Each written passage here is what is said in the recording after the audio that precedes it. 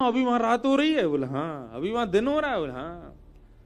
और जो विदेश से आया व्यक्ति वो अपने आप को कुछ समझता नहीं, फिर वो कई कई लोग ऐसे होते हैं, पर धीरे धीरे जाने के बाद फिर वो भी सामान्य हो जाते। पर जो पहली बार होके आया हो वो तो इंसानों को इंसान ही नहीं समझता। तो जैसे विदेश से आया व्यक्ति विदेश की बड़ी प्रशंसा करता है, तो ना गए हुए लोग ख्वाब देखते हैं कि हम कब जाएंगे। ऐसे ही बंधुओं इस पृथ्वी की प्रशंसा होती है कहां पर? देवलोक में। जो जो देवता यहां भ्रमण करके जाते हैं वो वहां जाकर के जो देवता नहीं आए उनको प्रशंसा सुनाते हैं। अरे पृथ्वी तो ऐसी है, वहां पे पता है एक तीर्थ है उसका नाम बद्रीनाथ है, वहां पे एक नदी बहती है उसमें स्नान करके पाप नष्ट हो जाते हैं, उसका नाम गंगा है। अरे वहां के लोगों को तो उत्सव मनाने को मिलता है, कथा सुनने को मिलती है, नाचने गाने को मिलता है, सब अच्छी बुराई सब बातें होती हैं। एक बार नारद जी महाराज ने सोचा, बोले भैया पृथ्वी की इतनी प्रशंसा सुनी मैंने, इतनी प्रशंसा सुनी, मेरे मन में आया मैं घूमने तो जाऊं पृथ्वी है कैसी। लेकिन जैसे ही मैं पृथ्वी पर आया, जैसा सुना था वैसा कुछ नहीं मिला यहां पर, बिल्कुल विपरीत। और यही होता है, विदेश की प्रशंसा आप सुन लो, आपके मन में होगा मैं भी जाऊं, पर जब आप पहुंचेंगे ना, जो लगेगी अरे यार क्या झूठ बोला था हमसे। वो बिल्कुल विपरीत है। स्वच्छता होगी, सुंदरता होगी, पर मन नहीं लगेगा आपका, विशेष रूप से अगर आप भारतीय हो तो। हमारी तो स्थिति ऐसी होती है, हम विदेश जाते हैं तो उल्टी गिनती गिनते हैं, अब कितने 15 दिन और रह गए, 14 दिन और रह गए, 10 दिन और रह गए, 1 हफ्ता और रह गया, 5 दिन। जिस दिन अंतिम दिन होता है ना वापस आने का, उस दिन तो नींद ही नहीं आती रात में, अब कब भारत पहुंचे, कब हवाई जहाज उतरेगा दिल्ली, कितना अच्छा लगेगा, आहा। मट्टी की खुशबू आ जाती है महाराज जैसे ही इंडिया की टेरिटरी में घुसता है भारत में हवाई जहाज। उतरते ही हॉर्नों की आवाज सुनाई देती है, तब शांति पड़ती कानों को। इतने दिन से हॉर्न ही नहीं सुने थे। तो नारद जी महाराज ने जब पृथ्वी को देखा, वो जैसे सुन के गए थे वैसे तो दिखी नहीं उनको। नारद जी ने उसी का वर्णन किया यहां पर, अहम तुम पृथ्वीम यातो ज्ञात्वा सर्वोत्तमामिति। मैंने इस पृथ्वी को बहुत उत्तम समझा था, पर यह बिल्कुल उत्तम नहीं है। नारद जी बोले, नारद जी से पूछा गया कहां कहां गए आप? तो नारद जी वर्णन करते हैं, पुष्करम च प्रयागम च काशिम गोदावरी तथा हरिक्षेत्रे कुरुक्षेत्रे श्रीरंगम सेतुवंदनम एवमादिषु तीर्थेषु। अब यहां मुझसे किसी ने प्रश्न किया, बोले महाराज जी यहां बंबई नहीं लिखा, कलकत्ता नहीं लिखा, दिल्ली नहीं लिखा, सारे तीर्थों के नाम क्यों लिखे? क्या नाम लिखे हैं? पुष्करम च प्रयागम च काशिम गोदावरी तथा। गोदावरी कहां बहती हैं? गोदावरी जी कहां हैं? नासिक में। नासिक भी तीर्थ है। तो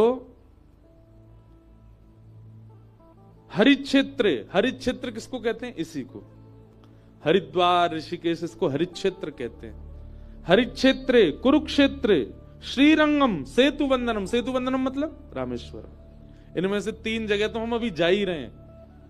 ये कथा ऋषिकेश में, ऋषिकेश में 12 को पूर्ण करके फिर वृंदावन में कथा साल में हम भी एक बार कराते हैं। तो पूज्य श्री मलुक पीठ वाले महाराज जी की कथा है 15 तारीख से 21 तक, और फिर 21 को वहां वृंदावन महाराज जी कथा पूरी होगी। 24 से फिर रामेश्वरम में कथा है 31 तक।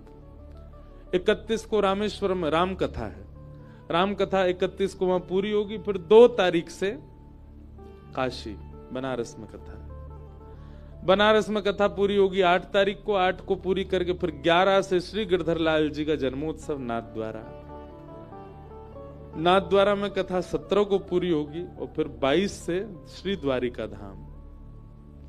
दिसंबर और जनवरी हमारे सारे तीर्थों में ही निकलने वाले हैं। ऐसा सुंदर विश्राम 2024 का, और उससे भी ज्यादा सुंदर प्रारंभ 2025 का। और ये सब गिरधर लाल जी की कृपा है, उन्हीं की कृपा से होगा। हम चाह रहे हैं ऐसा जीवन सबको है जाए, हम बहुत आनंद में रहते हैं, बहुत सुख में रहते हैं, हमारे लाल जी खूब डुलाते हैं हमको।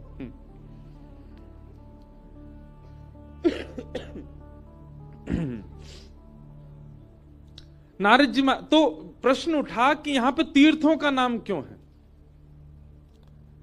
नारद जी कह रहे हैं कलयुग में जब तीर्थों की ये भयावह स्थिति हो गई है तो शहरों का तो नाम क्या ही ले, वहां की तो और भी ज्यादा बुरी स्थिति होगी।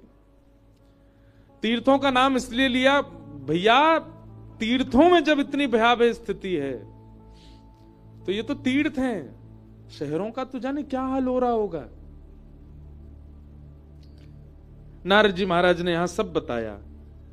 मंदा सुमंद मतयो मंद भाग्यायुपद्रुता पाखंड निरताम संतो, पाखंड निरता संतो विरक्ता सपरिग्रह। मंदा सुमंद मतयो, मंद बुद्धि लोग हैं कलयुग के। मंद बुद्धि, आप कहेंगे महाराज जी आप भी तो कलयुग में ही हो, आप भी सब कलयुग में ही हो। सबको मंद बुद्धि नहीं कहा, पर अधिकतर लोग मंद बुद्धि हैं। इधर देखो सब लोग ध्यान से सुनो।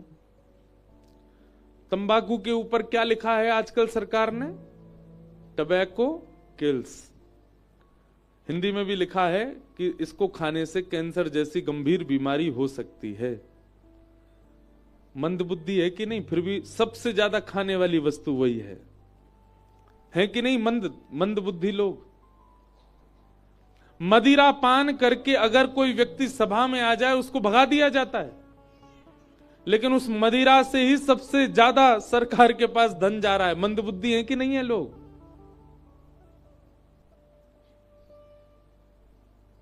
लोग इस प्रकार तक मंद बुद्धि में जा चुके हैं कि अब क्या बताएं हम आपको, कहां तक पहुंच रहे हैं लोग। इस भूमि पर ऐसे कैसे देश हैं जहां पर मानवों को भी खा लिया जाता है।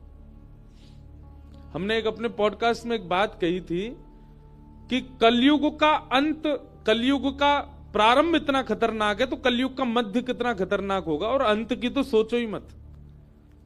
मन में एक भावना आई थी कि ऐसा कलयुग में समय आएगा कि जब हम लोगों को, घर के लोगों को पता चलेगा ना कि हमारा कोई वयोवृद्ध अब बेचारा बूढ़ा हो गया, अब इसकी मरणासन अवस्था हो गई, तो हम लोग मन में विचार करेंगे इसका भैया 1-8 करोड़ रुपया मिल जाएगा, इसको रेस्टोरेंट में बेच के आए, कुछ लोग इसको भी पालेंगे। ऐसा भी समय आएगा कलयुग में कि लोग मानवों को ही खा जाएंगे, क्योंकि जानवर तो बचेंगे ही नहीं। धीरे धीरे सबकी तादाद कम होती जा रही है, केवल मानव ही बढ़ता जा रहा है सब जगह।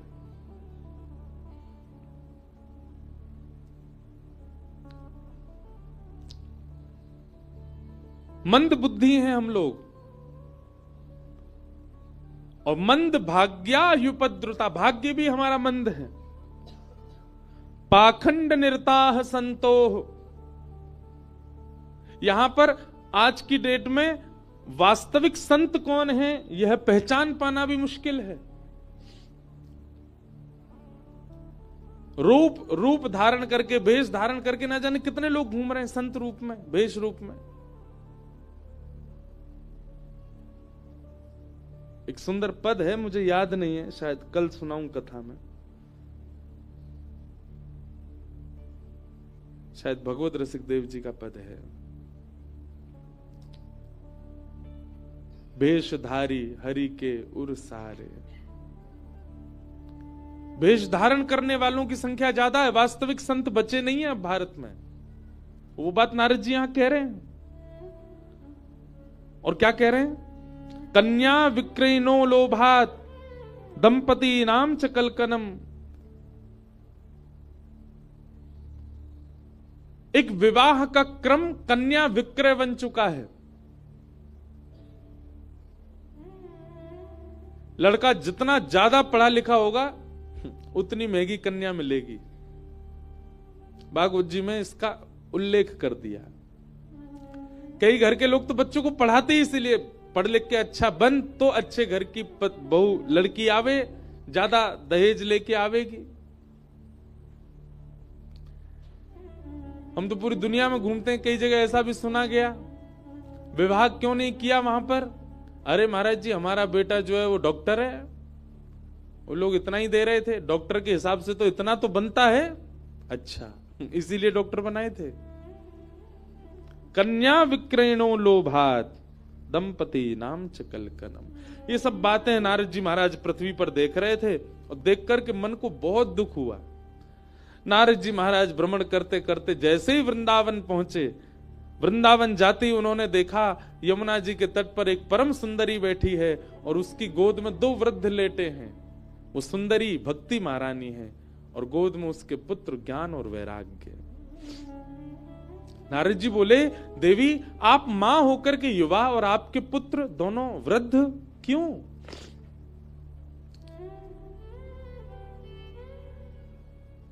भक्ति महारानी ने कहा, कलयुग का प्रभाव।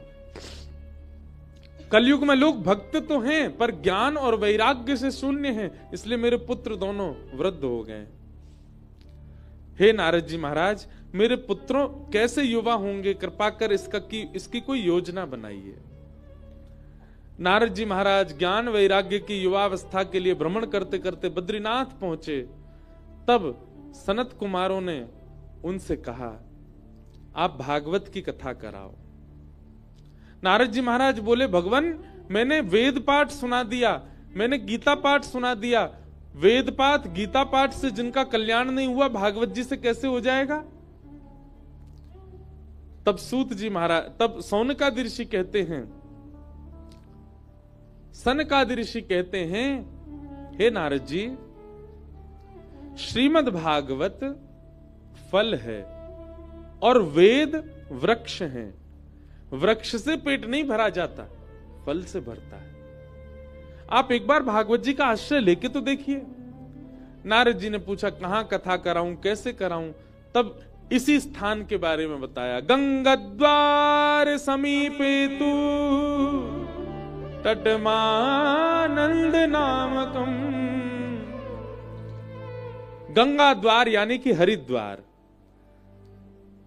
बद्रीनाथ में बैठे सनक सनंदन सनातन सनत कुमार कहते हैं, नारद जी जब आप नीचे जाएंगे तो हरिद्वार यानी कि गंगा द्वार आने से पहले एक आनंद नाम का वन पड़ेगा जिसको ऋषिकेश कहते हैं। इसको ऋषिकेश क्यों कहते हैं? एक ऋषिका नाम की भक्ता हुई थी, उसने भगवान को पुकारा था। कई राक्षसों ने उस पर आक्रमण कर दिया, भगवत प्राप्ति के लिए तप कर रही थी। जब उस पर आक्रमण हुआ तो उसने भगवान को आर्तनाद से पुकारा, तो ऋषिका की रक्षा करने के लिए शंख चक्र गदा पद्मधारी ठाकुर जी प्रकट हुए और उसकी रक्षा की। इसीलिए उसी के नाम से ऋषिकेश। कहीं कहीं कथा आती कि उसने महादेव की आराधना की, महादेव प्रकट हुए, महादेव ने प्रकट होकर रक्षा की। और दूसरी बात यह है कि यहां पर सनक सनंदन सनातन सनत कुमारों ने कथा जब सुनाई, उनकी कथा सुनकर के जितने श्रोता थे वे ही यहां पर वृक्ष रूप में ऋषि बनकर के तप करने लगे। तो यहां की जितनी भी हरियाली दिख रही है, यहां की जितनी भी वृक्षों की गहराइयां दिख रही हैं, जितनी भी वृक्षों की जो विकसितता दिख रही है, ऐसा माना जाए कि यहाँ के वृक्ष ऋषि हैं और इन वृक्षों की जो ये विकसितता है यही उनके केश हैं, ऋषिकेश। मूल नाम इसका आनंद वन है। आनंद वन में कथा करो। और सनत कुमारों ने आकर के यहां कथा सुनाई जिसमें अनेक देवता, अनेक देवी, अनेक ऋषि, अनेक महापुरुष सब पधारे और वहीं भक्ति ज्ञान वैराग्य भी पधारे। जहां कथा सुनकर के ज्ञान वैराग्य की जर्जरता दूर हो गई। भक्ति सुतौ तौ तरणौ गृहीत्वा प्रेमैक रूपा सहसा विरासीत्। श्री कृष्ण गोविंद हरे मुरारे नाथेति नामानि मुहुर्वदन्ति। जैसे ही कथा बढ़ने लगी, कथा होने लगी, धीमे धीमे ज्ञान वैराग्य की वृद्धावस्था दूर होने लगी, भक्ति महारानी प्रसन्न होने लगी। कथा का ये प्रभाव है बंधुओं, बहुत ध्यान से सुनिएगा। इन 7 दिनों में आपके भीतर जो ज्ञान और वैराग्य है वे दोनों वृद्ध हो चुके हैं, लेकिन इन 7 दिनों में वे दोनों युवा हो जाएंगे। पर 7 दिन बाद जब 8वां दिन यहां कथा नहीं होगी, उसके बाद वे फिर से वृद्ध होने प्रारंभ हो जाएंगे। तो प्रयास क्या करना है, 7 दिन की कथा से आपको ऐसे ऐसे भाव जानने हैं, ऐसे ऐसे तरीके जानने हैं जिससे आपके चित्त में युवा हुए ज्ञान वैराग्य सदा के लिए युवा ही रहें, वो कभी वृद्ध ना हो। कई लोग आकर के कहते हैं महाराज जी हम बहुत नाम जप करते हैं, बहुत भक्ति करते हैं, सेवा करते, पर हमारी भक्ति बढ़ नहीं रही है। क्यों? क्योंकि भक्ति के पुत्र ज्ञान वैराग्य आपके पास नहीं है। ज्ञान और वैराग्य कथा से मिलेंगे, उनको स्वस्थ रखना और युवा बनाए रखना 8वें दिन से आपकी जिम्मेवारी है।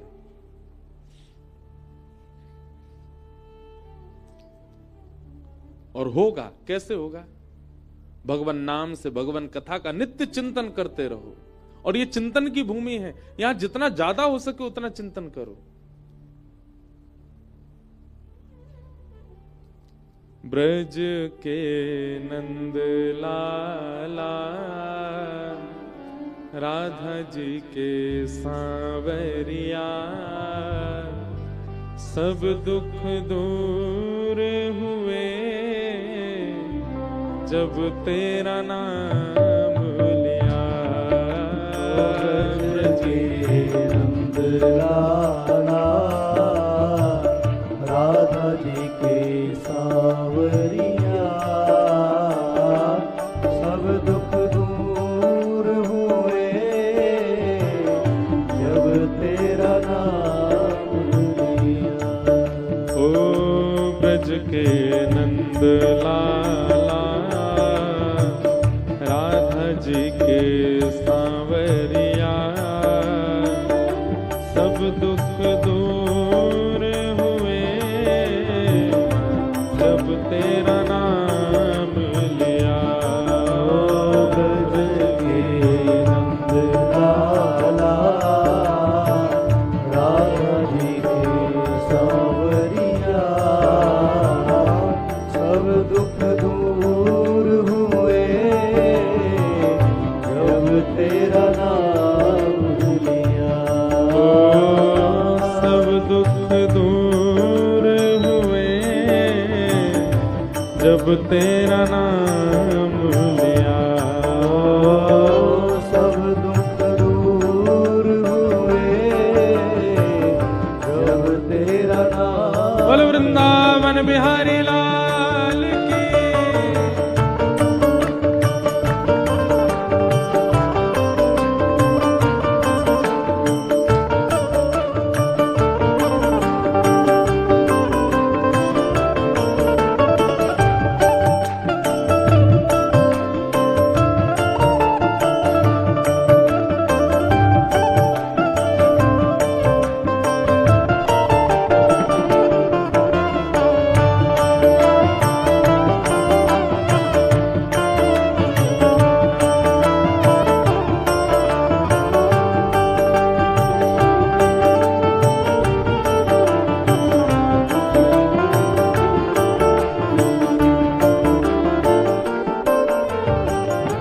मीरा पुकारे तुम्हें गिरधर गोपाला।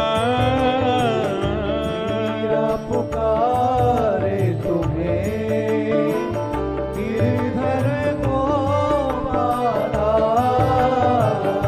मीरा पुकारे तुम्हें गिरधर गोपाला। मीरा पुकारे तुम्हें गिरधर गोपाला। ढल गया अमृत में विष का भरा प्याला। बन गया अमृत में विष का भरा प्याला। ओ विश्व का भरा प्याला, कौन डुबाए उसे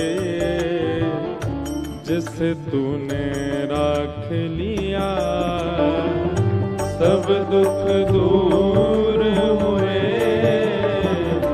जब तेरा नाम लिया। सब दुख दूर हुए जब तेरा नाम लिया। ओ सब दुख दूर हुए जब तेरा नाम लिया। सब दुख दूर हुए जब तेरा करताल बजा के गाओ। ओ ब्रज के नंद लाला, राधा जी के सांवरिया, सब दुख दूर हुए जब तेरा नाम लिया। सब दुख दूर हुए जब तेरा नाम। श्री राधा रमण लाल की।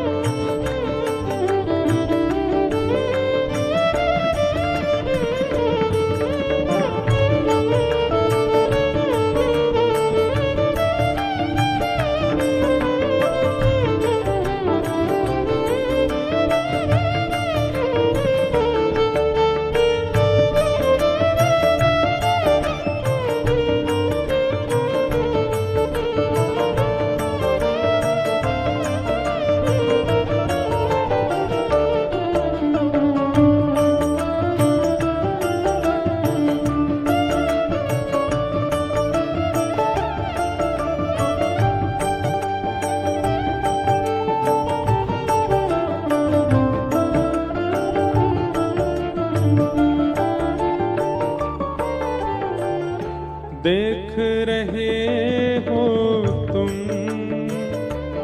मेरे दुखड़े सारे, देख रहे हो तुम मेरे दुखड़े सारे। देख रहे हो तुम मेरे दुखड़े सारे।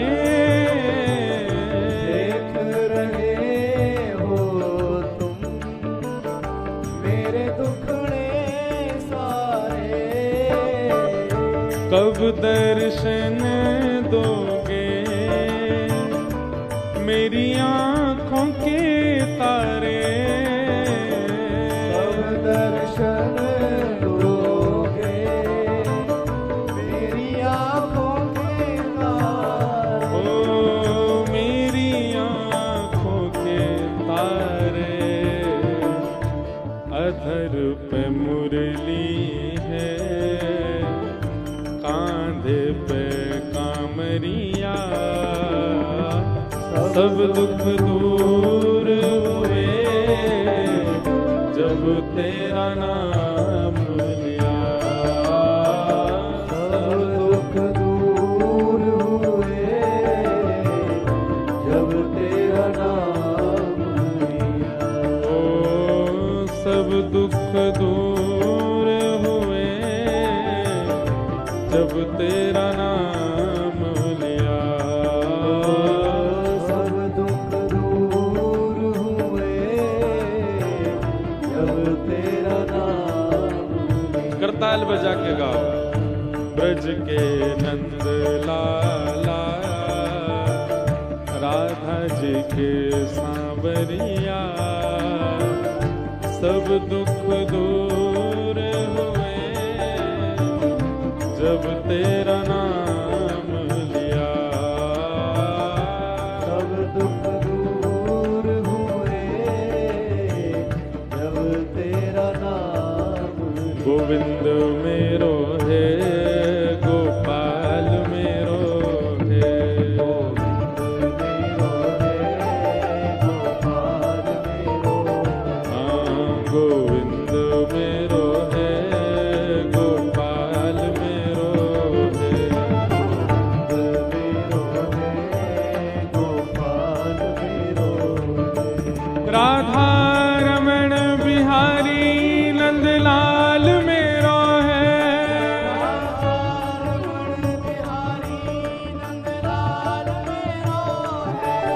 सेवा कुंज बिहारी नंदलाल मेरो है। सेवा कुंज बिहारी नंदलाल मेरो है। मेरा राधा कुंज बिहारी गोपाल मेरो है। मेरा कुंज बिहारी गोपाल मेरो है। प्यारो बांके बिहारी नंदलाल मेरो है। प्यारो बांके बिहारी नंदलाल मेरो है। ओ गिरिवर धारी गोपाल मेरो है। ओ गिरिवर धारी गोपाल मेरो हे गोविंद मेरो है। गोपाल मेरो है। मेरो है। गोपाल मेरो है। हे गोविंद मेरो है। गोपाल मेरो है। गोविंद मेरो है। गोपाल मेरो हे गोविंद मेरो है। गोपाल मेरो है। गोविंद मेरो है। गोपाल मेरो हाँ गोविंद मेरो है। गोपाल मेरो है। गोविंद मेरो है। गोपाल मेरो देख रहे हो तुम मेरे दुखड़े सारे। हमारा दुख कोई और नहीं है नाथ। हमारे दुखड़े कोई, हम आपसे ये थोड़ी कह रहे हैं कि हमारी पीड़ा दूर करो, हमें धन संपत्ति बहुत ज्यादा दे दो। ये पीड़ा भक्त कभी नहीं कहता ठाकुर जी से। भक्त की एक ही पीड़ा है, क्या? कब दर्शन दोगे मेरी आंखों के तारे। मेरी आंखों के तारे अधर पे मुरली है, कांधे पे कामरिया। सब दुख दूर हुए जब तेरा नाम। इस प्रकार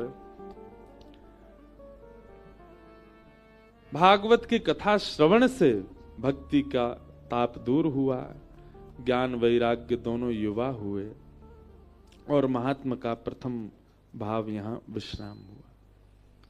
महात्मा का दूसरा भाव, जहां गोकर्ण जी महाराज की गीता सुनाई गई, आत्मदेव नाम के यहां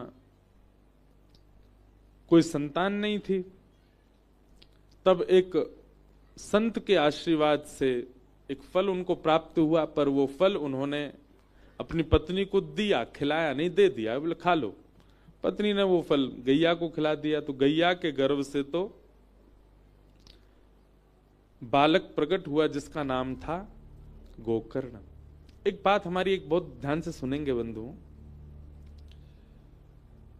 संत वैष्णव वक्ता विप्र भगवत भक्त, ये लोग जब आज्ञा देते हैं ना, तो इनकी आज्ञा नहीं होती है, वो भगवत आज्ञा होती है, उसको मानना चाहिए। कई बार हमें लगता है कि नहीं, इनकी बात उचित नहीं है, हमारा भाव प्रधान होना चाहिए, तो कहीं ना कहीं आपको फिर दुविधाओं का सामना करना पड़ सकता है। और दूसरी बात, गुरु कभी आज्ञा नहीं देते हैं, बल्कि उस क्रिया को करने की सामर्थ्य भी देते हैं। आपसे किसी गुरु ने आज्ञा की, आपके गुरु ने आज्ञा की, कोई भी आज्ञा कर दी, जाओ जगन्नाथपुरी में जाकर के 1000 वैष्णवों का भोजन कराओ। अब आप कहोगे हम पे तो अगले सप्ताह भोजन घर में बनाने के तो धन नहीं है, गुरु जी कह रहे हैं 1000 वैष्णवों को पवाओ। हमारी बात अब विश्वास से मानिएगा, आप उस पर विचार मत कीजिएगा। गुरु ने आज्ञा कर दी, निकल जाओ। अब जो होगी गुरु जी आज्ञा है, व्यवस्था होगी और होगी व्यवस्था। विश्वासो फलदायक। गुरुजन आज्ञा नहीं देते, वैष्णव आज्ञा नहीं देते, संत जन आज्ञा नहीं देते, वक्ता आज्ञा नहीं देते, विप्र आज्ञा नहीं देते, वे सामर्थ्य देते हैं। जो वे कह रहे हैं वो पूर्ण होगा, आप उस पर विश्वास करके करो बस। हमारे एक से एक उद्योगपति कथा कराते हैं, खूब धनवान लोग। कई लोग कहते हैं महाराज जी इसका मतलब निर्धन लोग कथा नहीं करा सकते। अब हम ऐसी एक जगह कथा करके आए हैं, आपको क्या बताएं।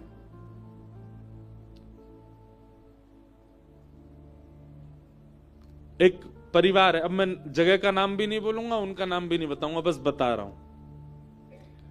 इसी वर्ष की बात है, इसी साल की। एक कथा हुई एक जगह निश्चित, तो हम वहां गए कथा करने। जैसे ही हम पहुंचे तो हमारे पंडित जी लोग सब आए। मैंने इनसे पूछी, मैंने कि वो कौन है कथा जो करा रहे हैं? तो एक आधा